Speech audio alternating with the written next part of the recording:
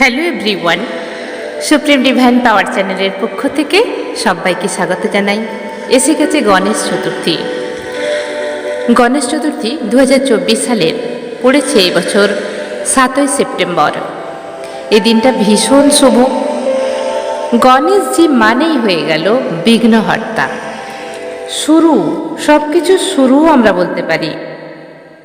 কারণ গণেশজির পুজো দিয়েই সব কিছু আমরা পুজো শুরু করে থাকি। বিঘ্নহর্তা আমাদের লাইফের সমস্ত বিঘ্নকে হরণ করে নেয়, তাই এই গণেশজির আরেক নাম হলো বিঘ্নহর্তা। পূজা পাঠ তো আমরা ঘরে ঘরে করেই থাকি, কেউ বা পুরোহিত দিয়ে করে থাকেন, কেউ বা নিজে করে থাকেন। এমনকি বড় বড় প্যান্ডেল করেও এই গণেশজির পূজা ধুমধাম করে হয়। মুম্বাই, মহারাষ্ট্র এইসব জায়গায় তো খুব ভালো ভালো করে ধুমধাম করে হয়। গণপতির পূজা খুব ধুমধাম করে হয়, কিন্তু আমরা বাড়িতেও কি করতে পারি না আমাদের মতো করে? আমরা নিশ্চয়ই পারি। তার জন্যে বলে দেব কিছু ছোট ছোট জিনিস, যেগুলো দিয়েও কিন্তু আপনি গণপতি বাপ্পার মন জয় করতে পারবেন, খুশি করতে পারবেন। আপনার জীবনেও আসবে সেই গণেশজির আশীর্বাদ। প্রথমেই বলে রাখি, এই দিনটা সকাল থেকে রাত পর্যন্ত পুরো দিনটাই কিন্তু শুভ, পুরো দিনটা শুভ। তো আপনি যদি বাড়িতে পূজা করতে চান, যদি আপনার বাড়িতে কোনো রকম বিগ্রহ থাকে, তাহলে অবশ্যই সুন্দর করে সেটাকে, যদি নতুন হয় বা আপনার আগে পুজো করা ছিল, আপনি প্রথমত তাকে স্নান করাবেন, পঞ্চামৃত দিয়ে তাকে স্নান করাবেন।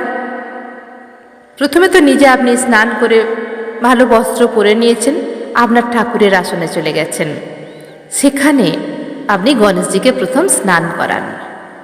আপনার কাছে যা কিছু আছে পঞ্চামৃত তৈরি করে নিন, নিয়ে স্নান করান।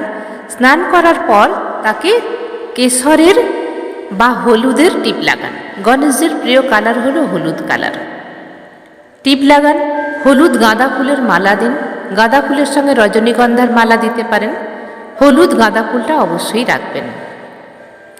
ঠাকুরটা যেখানে বসাবেন মনে রাখবেন গণেশজির সামনের দিকেতে খুব প্রসিদ্ধ, শুভ, পজিটিভ সব কিছু আছে, কিন্তু বিঘ্নহর্তার পিঠের দিক মানে পিছনের দিকটা দারিদ্র, বহুত দরিদ্র নিয়ে আসে, গরিবিয়ানা নিয়ে আসে।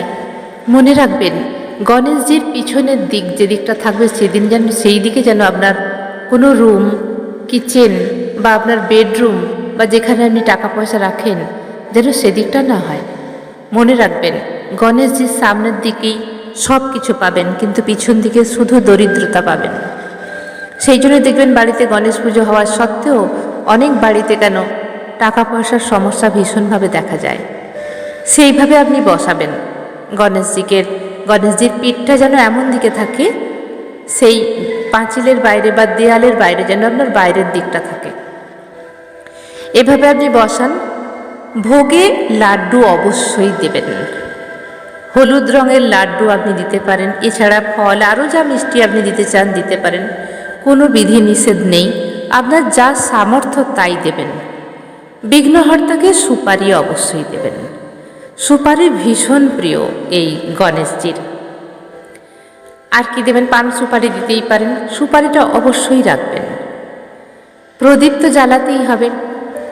এখানে আপনি ঘিয়ের প্রদীপ যদি জ্বালান খুব ভালো হয়, যদি আপনি তেলের প্রদীপ জ্বালান তাতেও কিন্তু হবে। আর এই গণেশজির পুজোয় সব কিছু যদি 21টা করে দেন খুব ভালো হয়।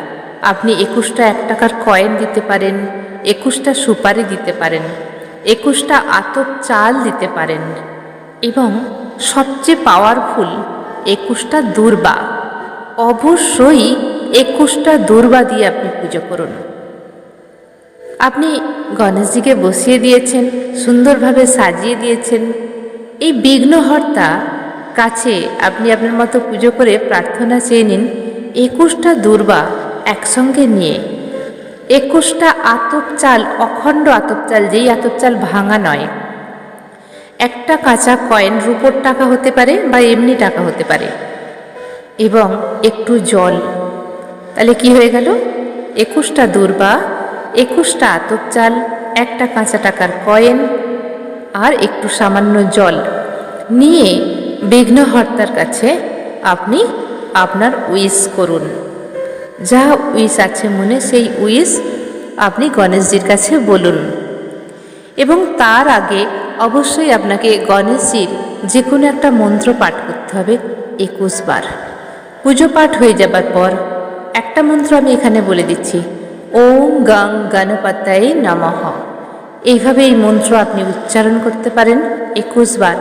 তারপরে আপনি এই সমস্ত জিনিসগুলোকে নিয়ে দূর্বা, আতপ চাল, কাঁচা টাকা, একটু জল নিয়ে আপনি বলুন, হে গণেশজি, আমার এই প্রেজেন্ট লাইফ এবং ফিউচারে যদি কোনো বাধা বিঘ্ন আসে, তুমি স্বয়ং দাঁড়িয়ে থেকে আমার লাইফের সমস্ত বাধা বিঘ্নকে দূর করে দাও।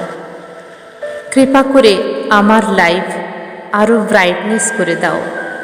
আমার যা স্বপ্নগুলো আছে সেই স্বপ্ন পূরণে সাহায্য করো। এইভাবে আপনি আপনার প্রার্থনা করতেই পারেন। এই দিনে আর কি মাহাত্ম্য আছে? আমরা পজিটিভ গান শুনবো, পজিটিভ অ্যাফার্মেশন দেবো, পজিটিভভাবে থাকবো, এগুলো তো গেল।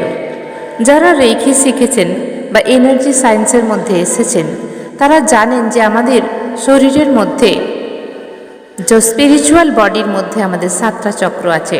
সেই 7টা চক্রের মধ্যে মূলাধার চক্র হয়ে গেল গণেশজির বাস। এই গণেশজিকে এই দিনে প্রসন্ন করিয়ে নিন, আপনার মূলাধার চক্রকে অ্যাক্টিভ করিয়ে নিন গণেশজির মন্ত্র বলে।